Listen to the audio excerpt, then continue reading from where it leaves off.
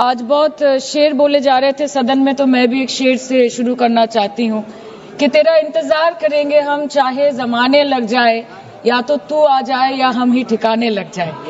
तो सर, ये शेर मुझे अच्छे दिन की याद दिलाता है, वो दिन के जिसका वादा था, इस सरकार के नेकी का जो इरादा था, जो इरादे 2014 में काफी बुलंद थे, पर 2024 के आते आते इनके नीतियों में कुछ थोड़े बहुत घमंड थे, जिस घमंड के चलते पूर्व में नोटबंदी और लॉकडाउन जैसी घटनाएं घटी और जिसके वजह से 700 से ऊपर किसानों की मौत हुई, और जिसके चलते मणिपुर पर प्रेसिडेंट्स रूल तो लागू किया गया, लेकिन बस यही बोलना था कि 22 महीने लग गए और कई लोगों की जानें चली गई। सर, मैंने आगे भी ये चर्चा की थी कि if president's rule was the only solution, why was it not imposed months ago when people were dying? जब हजारों की तादाद में लोग बेघर हो रहे थे, चारों तरफ आग जल रही थी, जब महिलाओं को विवस्त्र करके रास्ते पर घसीटा जा रहा था, जब सिर्फ भारत नहीं बल्कि पूरे विश्व मणिपुर की चर्चा और निंदा दोनों कर रही थी, तब आप कहां थे? Sir, this delay in imposing president's rule proves that the BJP leadership neither had the will nor the competence to handle the Manipur crisis, and the administration watched quietly as ethnic tensions spiraled out of control.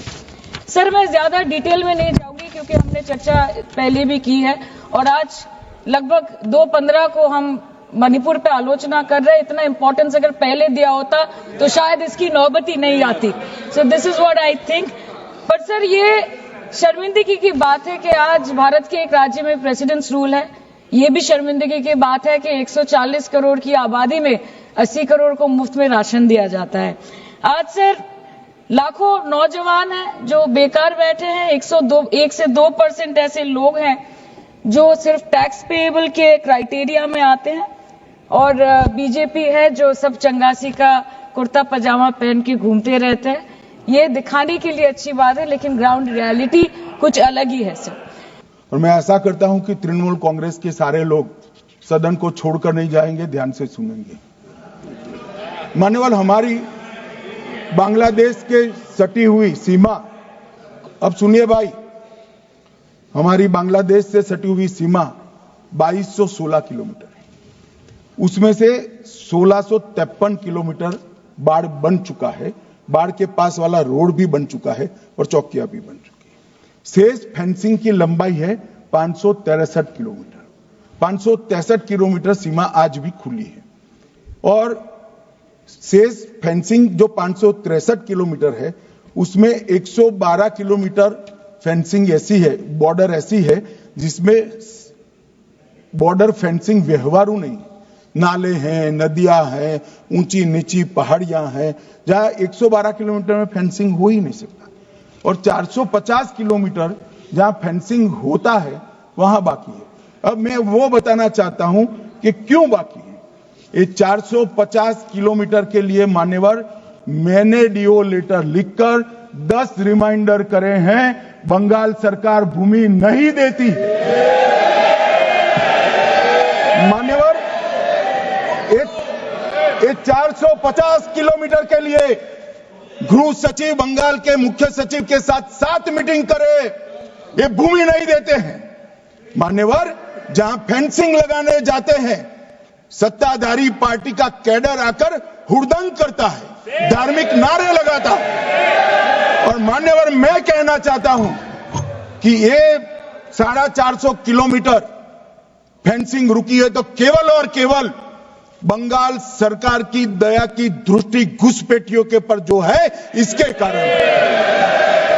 और मान्यवर, इससे आगे ये 450 kilometre शायद ये भाषण सुनकर ममता जी भूमि दे भी दे तो हम खत्म कर देंगे, फिर भी 112 किलोमीटर खुली सीमा रहती है। मान्यवर, जब आप 2000 किलोमीटर बाढ़ बना देते हो और 112 किलोमीटर नहीं बनाते हो, तो कई बार तो ये 2000 किलोमीटर के कोई मायने नहीं। आदमी को घुसने के लिए कितनी जगह चाहिए मालूम? तो 112 किलोमीटर जो नदी है, नाले हैं, एक कठिन भौगोलिक परिस्थिति है, वहां से लोग आते हैं। ये सवाल हमें करते हैं, अभी भी किया कि रोहिंग्या दिल्ली तक आ गए, आपके नाक के नीचे आया। मान्यवर, ये बांग्लादेशी घुसपैठिए हो या रोहिंग्याज हो जो घुस कर आते हैं, पहले असम से भी आते थे जब कांग्रेस की सरकार, अब बंगाल से आते हैं टीएमसी की सरकार, घुस कर आते हैं, इनको आधार कार्ड दादा कौन देता है? नागरिक कहां के बने हैं? कहां के बने हैं? जितने बांग्लादेशी पकड़े गए 24 परगना जिले का आधार कार्ड और नागरिकता है मान्यवर। और ये जो आप आधार कार्ड इश्यू करते हो, वो आधार कार्ड लेकर, वो वोटर कार्ड लेकर ये दिल्ली तक आते हैं, आप उनको आधार कार्ड इश्यू न करो, आदमी क्या परिंदा भी पैर नहीं मार पाएगा। और दादा ये सब चीजें भी लंबे समय चलनी नहीं है। 26 में चुनाव है, बंगाल में कमल खिलेगा और पूरा बंद होगा। मान्यवर मुझे भी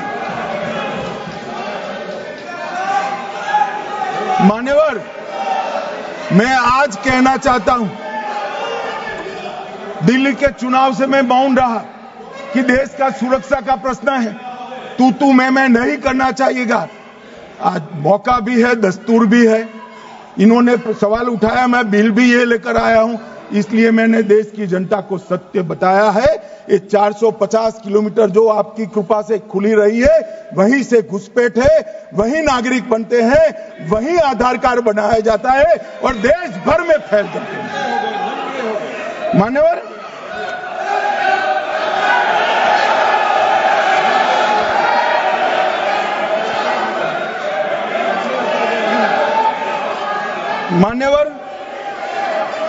एक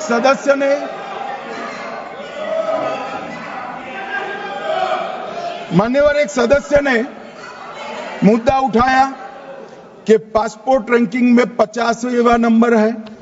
मान्यवर ऐसा कोई सरकारी सर्वे नहीं है, एक निजी एनजीओ ने सर्वे कर दिया है। अब मुझे ये समझ में नहीं आता, इंडी अलायंस के नेता जब से राहुल गांधी बने हैं, सरकार के अधिकृत डेटा की जगह वो एनजीओ का ही डेटा खंगालते हैं। कई बार तो भाषण भी एनजीओ का दिया हुआ करते थे मान्यवर, और कई बार छापा बगैर का संविधान भी लहरा देते हैं। मुझे मालूम नहीं है क्या हुआ है इस देश को। कनिमोजी जी ने कहा कि इतने सारे तमिल शरणार्थी आए हैं, इसके लिए भारत सरकार की नीति क्या है? बहुत अच्छा मुद्दा मान्यवर, मेरा भी वो शरणार्थियों के लिए दिल इतना भी दुखता है जितना कनिमोजी का दुख। मगर उन्होंने कहा आपकी नीति क्या है? मैं नीति बताता हूं। 1986 से जो भारत सरकार का नीति है, और जब आप 10 साल यूपीए सरकार में थे, तब जो आपका नीति था वही हमारा नीति है। ये तो 74 से आए, अब 10 साल था, दयानिधि जी भी मंत्री थे, बालू जी भी मंत्री थे, कुछ नहीं किया। और हमें सवाल कर रहे हैं कि आपने क्या किया? भला आपने कर दिया होता तो हमारे लिए तो बारी ही नहीं आती। मान्यवर, तमिल शरणार्थियों की नीति में हमने फुल स्टॉप कॉमा का बदलाव नहीं किया है। जिस सरकार में डीएम के हिस्सेदार थी, वही नीति को हमने जस का तस अपनाने का काम किया है। अगर कुछ बदलाव करना है तो मुझे दे दो, देखना, हम सोचेंगे।